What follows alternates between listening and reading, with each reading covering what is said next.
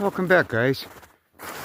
It's the beginning of February, and what I'm about to do is show you the relevance in the future of what I speak about these beds. See these beds? Beds. See the beds? Beds over there. Been using them all winter. Okay? I see a couple. Let's see. There's my licking branch. Let's see. Take a look. What do I see there? Look at these beds. All winter long they've been using that. Okay? Now, doe and young one maybe? Okay. The significance behind showing you these beds. I'm going to discuss something. I sort of conducted a study back here for the entire year. And I'm going to tell you what took place here to help some of you guys out that only can hunt a week or two or have such a large force that you really don't know where to start. And this is a simple way of doing it. Just one aspect of strategies on how to hunt for these bucks if you want, or the does. So stay tuned now. Right now I'm going to tell you something. Well, here's what I'm getting at, guys.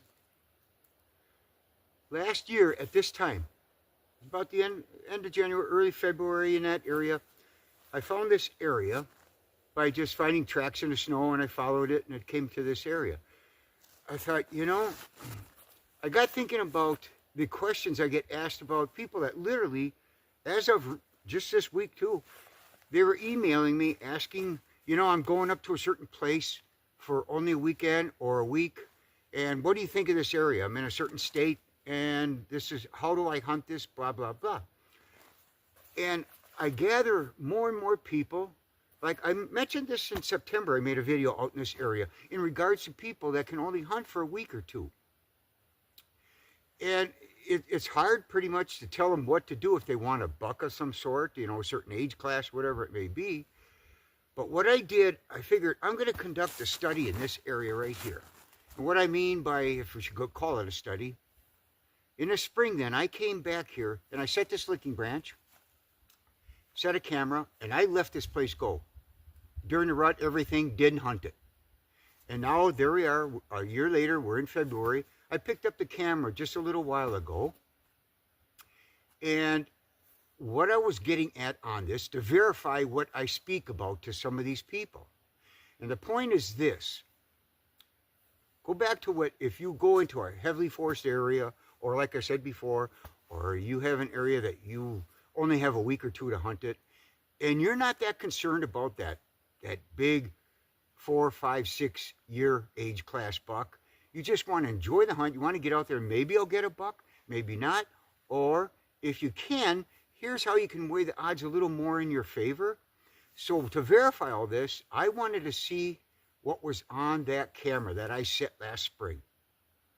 And my point behind this is, I guess the analogy I could use for this is, when you say you go on a week's vacation in the summer and you want to go fishing on this beautiful lake, how do you do it? Never been on it before. There's a couple ways you do it. You either put out live bait, a worm, minnows, and a bobber, and you hope for the best. Maybe you'll get a meal somewhere along the line. Or are you, the other point of this is where the person that studies the map, see where the drop-offs are, where the weed lines end, things like this, and they purchase the most expensive lures, artificial lures, and they go at it full bore. That's the two kind of people that fish. Do you think it's any different when it comes to hunting? Look at all the videos you watch. You can see maps upon maps, the variations in topography. I look at that sometimes too, I'll be honest with you. I have the time that I can play like that. The point is that if you don't have that, so what are you going to do? Here's what I'm getting at. Follow the does. If you only have a week or two, my gosh, you can somewhere, if you feel there's deer in your area where you're going to hunt, look for those trails that take you back and follow them and see if you can find a core area of does. Because here's what I'm getting at right now. The proof is that they are so faithful to their home core area. I showed you beds just now. This is February, and a year ago, I saw the same spots, same beds. They come back, they are here, and I'll show you a couple pictures as we speak, not many. and how they are here through the whole year. They had fawns, they had everything.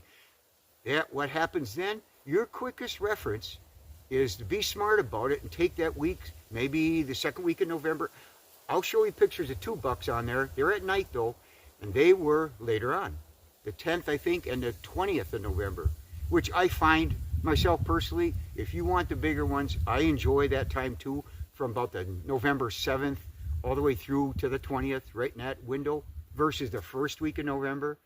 But if you want to just go out and enjoy yourself, take these doe areas, find enough beds though that where you feel it's a family of does, more than one, because then you have multiple deer going into heat at different times, meaning multiple bucks.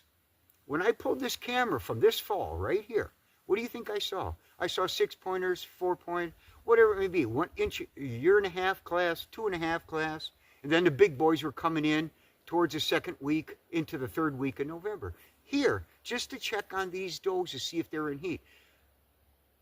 It's really strange though, but what I've noticed is in a lot of areas, you could probably verify this, is the fact that these young bucks, these 1.5, 2.5-year-old, they were getting them when they were in full breed and they were in full heat in the first week or 2 of November.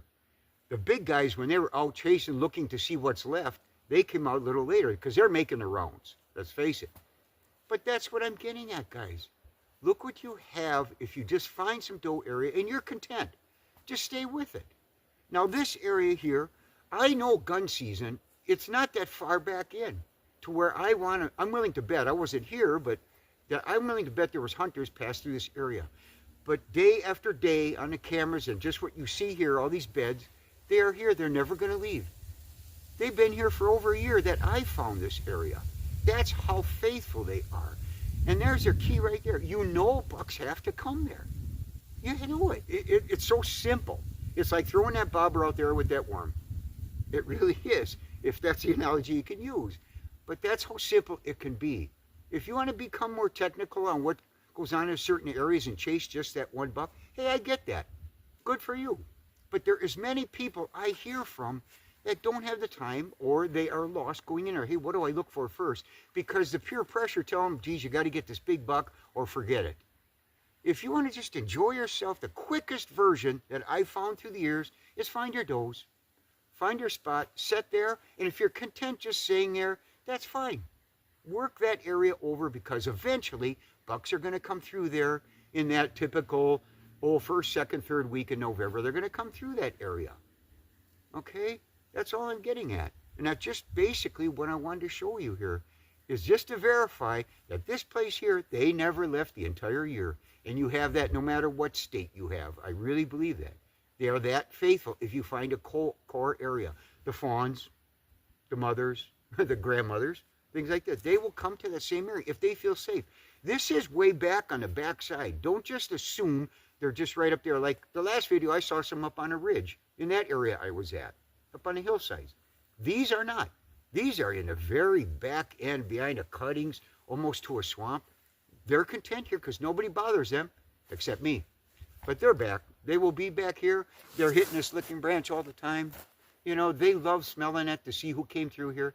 So when you get to these areas, if you find it, do this. Just set up a licking branch. You have nothing to lose because at least you're converging them into one area and getting these bucks to check this. Because everyone is going to put their forehead gland scent on here and a preorbital on here, every deer, okay? And they're going to come by and check this. At least you have an area to where you can set up in a tree or a ground blind, whatever it may be that how you hunt, but at least you got an area you can work with amongst that core area. You have nothing to lose. Take a stick out of the woods like this, hanging up there. Not the breaking branch. I have more luck with the licking branch to just suspend over, other than just breaking a branch down, like a buck does. They're just so attracted to this for some reason, no matter where I put these. But now see, this is here, and they're going to check this. There's tracks coming through here, checking it at this time in February. That's what I hope this helps you guys. Just little tips just to think about through the winter. If you have any time to go back to this area between now and the fall and check these areas out to see where these does are concentrated at. Granted, some areas they may leave for the winter, you know, for feeding purposes. But if that's the case, then go back in the spring, check those trails, check the beds, and then lock it in. because you know if they're going to be there, the Bucks are going to follow them in the fall. That's all I'm saying, guys. Just a quick version, a quick tip. That's all it is, okay? Hey, take care. Good luck to you.